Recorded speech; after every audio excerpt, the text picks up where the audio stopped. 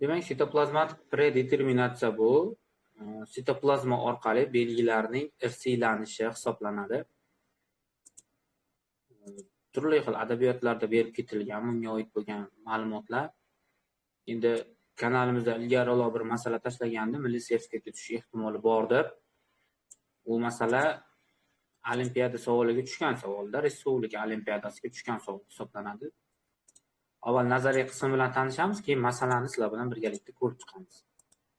Demak, sitoplazmatik irsiylanishga yana qorniyoqli mollyuskalarda lemniya chig'anog'i o'ng tomonga va chig'anog'i chap tomonga buralgan formalarini chatishtirishdan olingan duraganlarni misol qilib ko'rsatish mumkin.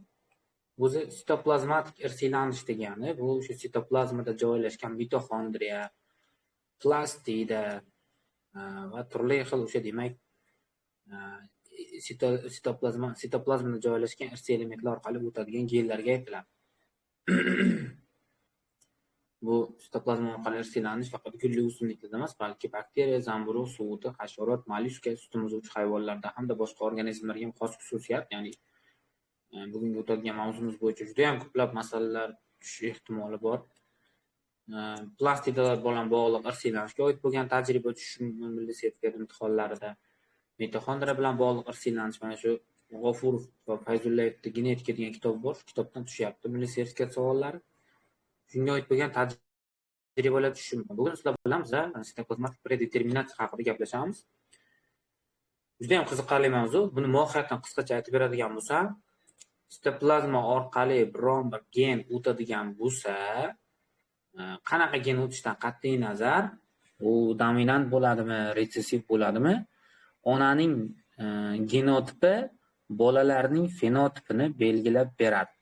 Masalan, mana lemniyada chig'anog'i mana o'ng tomonga buralgan holat, bunisi chap tomonga buralgan holatni sizlar yaqqol ko'rib turibsizlar. Bir vaqt o'zida ikki xil chatishtirish olib borilgan. Birinchi holatda xullas darvoqe aytib ketaylik. Chig'anoqning o'ng tomonga buralishi bu dominant belgi, chap tomonga buralishi bu retsessiv belgi. Uni katta D, kichik D bilan belgilaymiz. Mana birinchi holatda urg'ochi o'ng tomonga buralgan chig'anoq, erkak chap tomonga buralgan chig'anoq bo'lgan. Chatishtirilganda heterozigota avlod olingan, heterozigota avlod o'ng tomonga buralgan chiqqan, chunki katta D dominantlik qilgan. D ko'rinadi aslida, lekin bu yerda o'ng tomonga buralib chiqishi katta D ga emas, aksincha onani genotipi belgilab bergan, ya'ni ona gomozigota dominant bo'lganligi uchun bolasi ham o'ng tomonga buralib chiqqan. Ikkinchi holatda ona chap tomonga buralgan holatda, otasi o'ng tomonga buralgan holatda bo'lgan, ya'ni teskari holat, retsiprok chatishtirish bo'lgan. Hozir buni yana chatishtirishda batafsil tushuntirib beraman. Chiqqan avlod, qarang, heterozigota bo'lishiga qaramasdan mana chap tomonga buralgan chiqqan. Ya'ni bolalarni F1 duragaylarini o'zi katta D bor, o'ng tomonga chiqish kerak edi biz o'rgangan qonunlar bo'yicha, lekin ularni fenotipi onani genotipi belgilab bergan. Keyin lemniya aslida germafrodit hayvon o'z-o'zi bilan chatishadi va chetdan urug'lanishi ham mumkin. Hozir birinchi tajribamizda biz chetdagi urug'lanishni amalga oshirdik. Endi F1 duragaylarni o'z-o'zi bilan urug'lantirilganda mana tubandangacha natija olingan.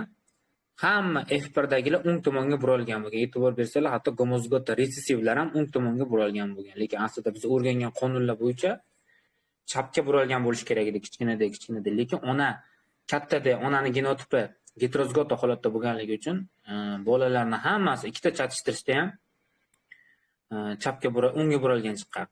Ikkinchi chatishtirishda qiziq holat, ikkinchi chatishtirishda F1 dagi duragaylar chapga buralganligi katta D bo'lishiga qaramay, bolalari ham nimaga ustoz unda chapga buralgan chiqmagan deyishingiz mumkin.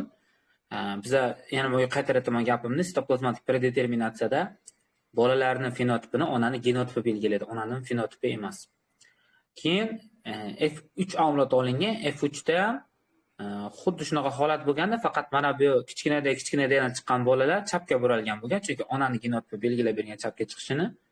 Bunda ham xuddi shunaqa holat bo'lgan. Mana shu sitoplazmatik predeterminatsiya hodisasi deyiladi. Endi masalaga qaytamiz. Masala ham juda qiziqarli masala. xuddi shu jarayon ko'chirilgan birga bir ko'chirilgan holati.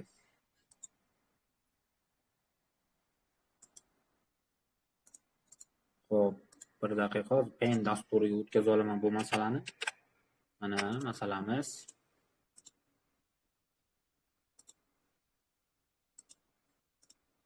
Mana. Hammaga ko'rinayotgan bo'lsa, ko'rinyapti. Yaxshi. Qorinaqli muallifga limniya chig'anog'ini chapga va o'ngga buralgan bo'lishi bitta gen allellarga bog'liq ushbu belgini avloddan avlodga o'tishda sitoplasmatik asliylanish kuzatiladi. Chanoqni o'ng tomonga buralish katta A, chap tomonga buralishi kichkina a bilan belgilanadi, deyapti. Biz ham nima qilamiz? Xuddi shunday qilib berilgan belgilarni yozib olamiz. Demak, birinchi yozadigan narsamiz katta A o'ng tomonga burilish, kichkina a esa chap tomonga burilishni yozib olamiz. Keyin ikkita chatishtirish o'tkazilgan. Birinchi chatishtirishda ona, mana boya aytganimizdek, ona urg'ochi organizm o'ng tomonga buralgan bo'lgan genotipda, ikkinchi chatishtirishda teskarisi bo'lgan. Ya'ni resiprok chatishtirish bo'lsa mana bunaqa holat bo'lgan. Demak, ikkala tajribani ham amalga oshiramiz. Bizga F3 avlod kerak bo'ladi. Birinchi tajriba qanday bo'lgan mana? Urg'ochi organizm, erkak organizm. Keyin bu yerda F1 avlod heterozigota chiqyapti. Ona mana bu yerda onani genotipi o'ngga burilishni ta'minlaydigan gen bo'lganligi uchun bolalarning hammasi o'ng tomonga buralgan holatda namoyon bo'lyapti fenotipi. Keyin birinchi tajribani yakunlab olaylik. F2 olish maqsadida o'zi bilan o'zi chatishtirilgan. F2 da biz bilamiz 4 xil avlod olinadi. Mana 4 ta avlod olingan. Chiqqan bolalarning hammasi o'ng tomonga buralgan bo'lgan. Bu ham o'ng bo'lgan, mana bu ham o'ng tomonga buralgan bo'lgan, bu ham. Chunki bularning onasi mana bu yerda, mana bularning onasi heterozigota edi. Mana shu heterozigota genotip hamma bolalarini o'ngga buralgan bo'lishini ta'minlagan. Hattoki mana bu organizmni ham o'zi aslida chapga buralgan chiqishi kerak edi, lekin onasi o'ngga buralgan bo'lganligi uchun bu o'ngga buralgan chiqib qoldi. Keyin bulardan F3 olish maqsadida o'zi bilan o'zini chatishtirsak, endi bu yaqqol ko'rinib turibdi. Onani genotipga qarab aytaveramiz, yozib o'tirish shart emas. Mana bundan chiqqanlar hammasi o'ngga buralgan bo'ladi. Chunki katta A belgilab beradi bolalarning genotipi. Bundan hosil bo'lganlari ham, bundan hosil bo'lganlari ham. Lekin bitta mana buniki chapga buralgan bo'ladi, buni bolalari. Sababi buni fenotipi o'ngga buralgan bo'lsa ham, mana u o'ngga buralgan bo'lsa ham, lekin genotip chap deb turibdi-da, shuning uchun buni bolalari F3 da chapga buralgan chiqadi.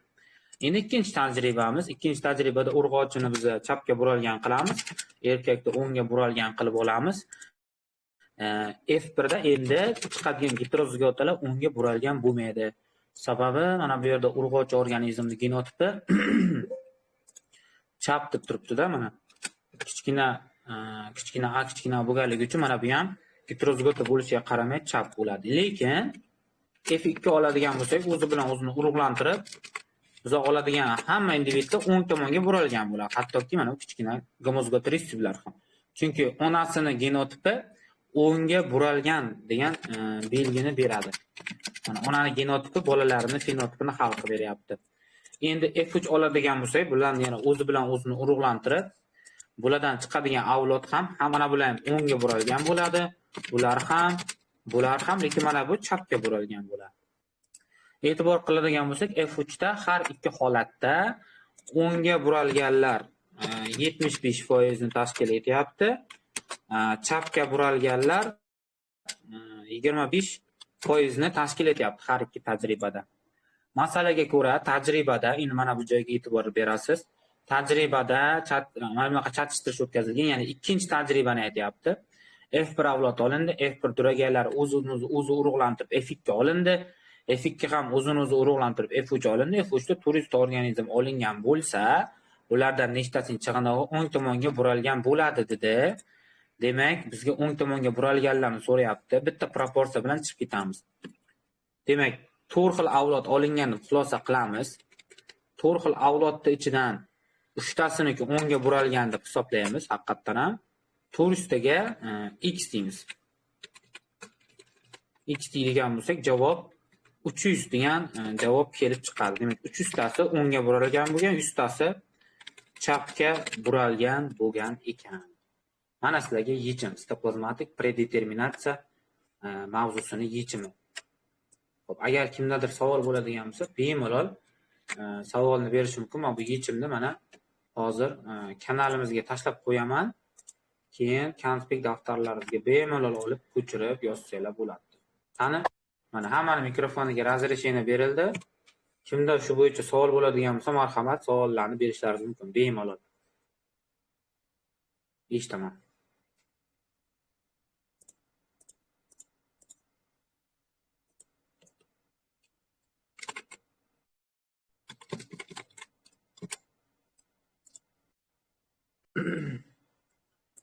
Xo'p, bu bo'yicha savollar bormi?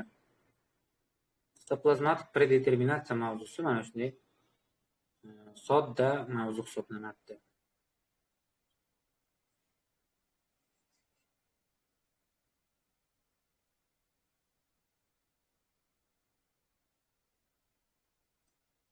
Keyinchalik vaqt topib sizlarga yana qiziqarli mavzulardan sitoplazmatik erkak pushsizligi, hujayrada mayda zarracha va simbiontlarning irsiylanishi mavzusi, sitoplazmatik irsilanish molekulyar asoslari haqida qiziqarli mavzular o'tib beraman nasib bo'lsa. Bular bo'yicha milliy sertifikatga kelish ehtimoli bor savollarni. Juda ham qiziqarli savollar hisoblanadi. Hech kimda savol yo'qmi? Qani, hech bo'lmasa kommentariyaga yozib qoldiringlar agar kimdadir qanaqadir savol tug'ilgan bo'lsa shu mavzu bo'yicha. Agar savollar bo'lmasa, ikkinchi mavzumuzni boshlaymiz. Unda mana bu sitoplazmatik predeterminatsiya mavzusini yakunlaymiz. Demak, xulosa qilib shuni aytishimiz mumkin.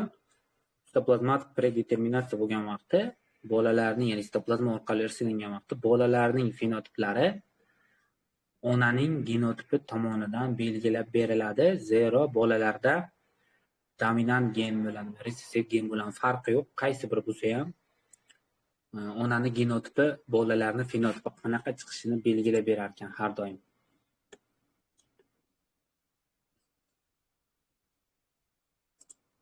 Sozmani monoduraga o'chib ketamiz, ha? O'zi monoduraga chatishtirish bu, ha? Monoduraga. Monoduraga chatishtirish faqat genlar sitoplazma orqali irsilanganligi uchun Mendelning birinchi qonuni ikkinchi qonunidan ma'no jihatdan birozgina farq qilyapti. Bu olimpiada savoli bu. Respublika olimpiadasi 2022-yil yoki adashmasam 2023-yil tushgan savol bu. Juda ham qiziqarli savol. Bu Mendelning qoidalari bo'yicha ishlamaydimi? Yo'q.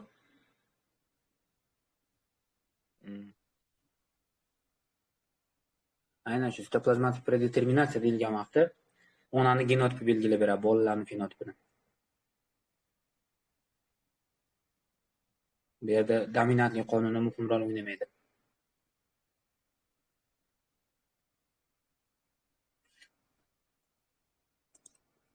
Xo'p, bo'lmasam, unda bu mavzumuzni yakunlaymiz.